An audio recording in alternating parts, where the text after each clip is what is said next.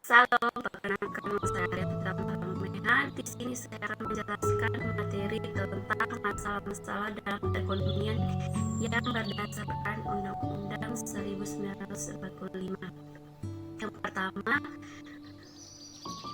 mengenai hasil analisis. Yang pertama yaitu jenis kebijakan dalam masalah perekonomian. Itu meningkatkan pertumbuhan ekonomi, mengurangi tingkat pengangguran, meminimalisir defisit anggaran negara, meningkatkan laju investasi. Kasus kendala pembangunan provinsi daerah Kepulauan Riau. Secara umum, terdapat beberapa permasalahan yang dihadapi dalam pengelolaan daerah kepulauan. Pertama, sebagian besar pulau-pulau merupakan daerah kawasan tertinggal dan banyak yang tidak berpenghuni. Kedua, keterbatasan pelayanan administrasi pemerintah, pemberdayaan ekonomi dan sosial budaya, sarana dan prasarana komunikasi dan transportasi, termasuk transportasi laut yang menghubungkan antara pulau kecil dan pulau besarnya. Termasuk transportasi laut yang menghubungkan antara pulau kecil dan pulau besarnya. Ketiga, terjadinya kegiatan yang tidak ramah lingkungan dan berpotensi mengancam stabilitas keamanan. Di sisi lain, potensi daerah kepulauan kecil sangat tinggi baik dari segi ekonomi, sosial, politik, dan pertahanan di Indonesia, terutama pulau-pulau kecil yang berada di wilayah perbatasan. Sumber daya alam seperti terumbu karang, padang lamun, mangrove, perikanan, dan wisata bahari ada di daerah kepulauan dapat menjadi aset pembangunan bagi pengembangan daerah. Pasokan listrik yang belum memadai karena muncul akibat besarnya potensi sumber daya yang ada di laut adalah isu kewenangan pengelolaan wilayah laut yang menjadi perhatian serius dari berbagai stakeholder. Mereka beranggapan bahwa dengan dilaksanakannya desentralisasi, maka kewenangan pengelolaan sumber daya kelautan yang ada, dan desentralisasi maka kewenangan pengelolaan sumber daya kelautan yang ada dalam ruang lingkup wilayah mutlak berada di tangan daerah tersebut, tanpa memperhatikan kepentingan daerah sekitar dan terlebih kepentingan pemerintah pusat. Yang ketiga, untuk merealisasikan maka pemerintah pusat sebagai pemegang kekuasaan eksekutif bersama dengan Dewan Perwakilan Rakyat atau DPR sebagai pemegang kekuasaan legislatif harus melakukan campur tangan dan tidak langsung terhadap pemerintah daerah kepulauan. Salah satunya adalah pemerintah bersama-sama dengan DPR mengeluarkan regulasi khusus guna mempercepat pembangunan di daerah kepulauan, dan kepihakan tersebut dapat berupa bentuk regulasi yang dikeluarkan oleh pemerintah sebagai pemegang kekuasaan eksekutif bersama-sama dengan Dewan Perwakilan Rakyat atau DPR, pemegang kekuasaan legislatif dalam bentuk rancangan undang-undang mempercepat pembangunan daerah kepulauan. Yang keempat, untuk mengevaluasi masalah-masalah dalam perekonomian yang berdasarkan Undang-Undang 1945, tahunan MPR baru selesai dan terutama menghasilkan amandemen Undang-Undang 1945.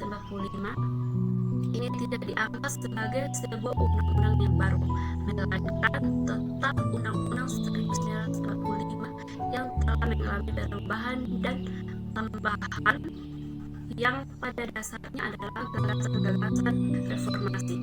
Dalam pembahasan baik dalam maupun di luar DPR, ada beberapa gagasan besar yang ingin dimasukkan ke dalam undang-undang dasar. Di bidang politik ingin ditambahkan gagasan-gagasan demokrasi politik pemerintah.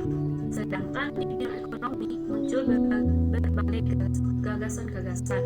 Pertama, mengenai gagasan liberalisasi dan marketisasi sistem ekonomi.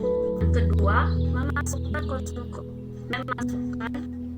konsep etika pembangunan atau etika global seperti kebersamaan, keadilan, dan pembangunan berkelanjutan.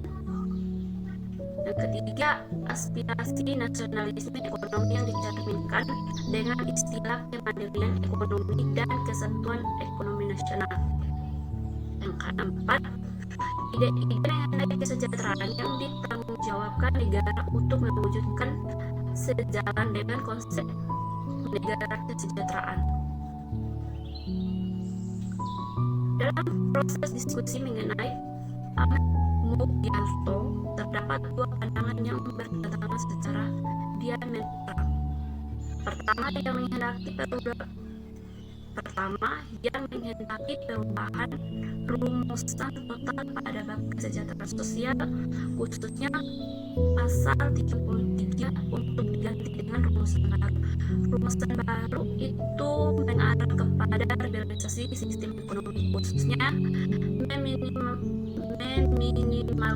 dan memarginalkan peranan negara satu pihak dan diadopsi sistem pasar yang berkompetitif dalam globalisasi. Sejumlah ekonomi menolak asas kekeluargaan yang dianggap sudah relevan untuk diganti dengan asas lain, misalnya pasar berkeadilan atau tidaknya sistem pasar sosial. Salah satu alasan adalah bahwa asas kekeluargaan adalah orde baru telah melahirkan KKN atau korupsi, kronisme, dan nepotisme. Karena kekeluargaan telah dipraktekkan sebagai ekonomi keluarga. Kedua adalah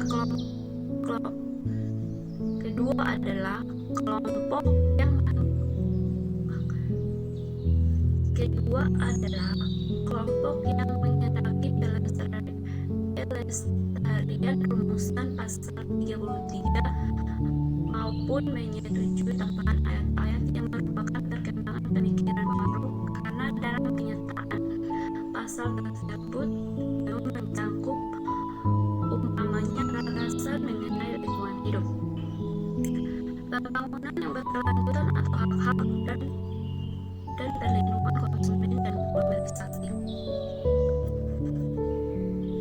Yang kelima, strategi untuk masalah ekonomi, yaitu pemerintah harus menerapkan kebijakan yang tegas untuk pembangunan di setiap daerah. Yang kedua, pemerintah harus menyediakan tempat kosong atau menyediakan lapangan pekerjaan bagi pengangguran. Terakhir, memperhatikan setiap pembagian bantuan bagi masyarakat dengan secara merata atau menyeluruh. Sekian dan terima kasih.